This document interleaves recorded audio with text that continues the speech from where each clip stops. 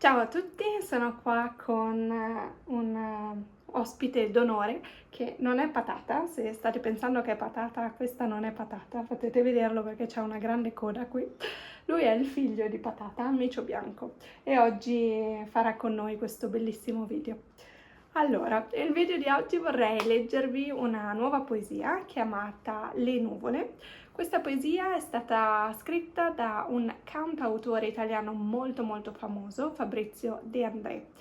È molto interessante perché è un album di canzoni, ma questa è la prima traccia dell'omonimo album di De André, e non è una canzone, è una poesia ed è letta neanche da De André, è letta da altre due donne che lui ha scelto, una un po' più giovane, una un po' più anziana, e appunto è una poesia letta ed è meravigliosa.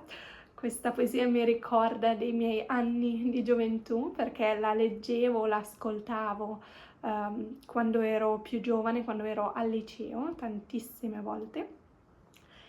E mi ricordo che una volta l'ho anche letta io stessa perché la mia classe doveva interpretare un'opera teatrale chiamata Le nuvole di Aristofane, e io ovviamente non volevo fare niente davanti al pubblico perché sono molto timida, e l'unica cosa che ho accettato di fare era leggere questo testo insieme alla mia professoressa di italiano. Quindi ero la voce più giovane e lei era la voce un po' più anziana, ed è l'unica cosa che ho accettato di fare. Quindi oggi leggerò di nuovo questa poesia per voi. Volevo prima spiegare che cosa sono queste nuvole, cioè chi sono queste nuvole. Ce lo spiega De André stesso, che ha detto: le mie nuvole sono da intendersi come quei personaggi ingombranti e incombenti nella nostra vita sociale, politica ed economica. Sono tutti coloro che hanno terrore del nuovo perché il nuovo potrebbe sovvertire le loro posizioni di potere. Molto interessante. Leggiamo il testo. Vanno, vengono, ogni tanto si fermano, e quando si fermano sono nere come il corvo.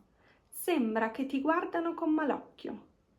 Certe volte sono bianche e corrono e prendono la forma dell'airone o della pecora o di qualche altra bestia.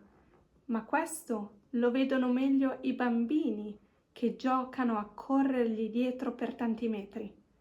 Certe volte ti avvisano col rumore prima di arrivare e la terra si trema e gli animali si stanno zitti.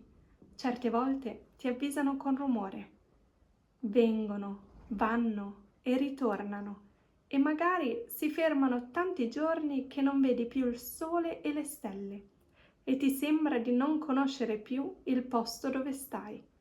Vanno, vengono, per una vera 1000 sono finte e si mettono lì tra noi e il cielo per lasciarci soltanto una voglia di pioggia.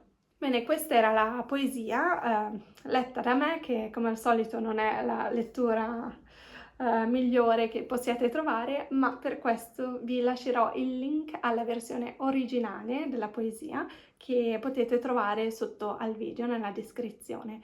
Inoltre vi lascio come sempre il link per la mia pagina Patreon, dove potete trovare non solo il testo della poesia ma anche la traduzione in inglese, quindi se volete essere sicuri di aver capito il testo o volete controllare, potete trovarlo lì.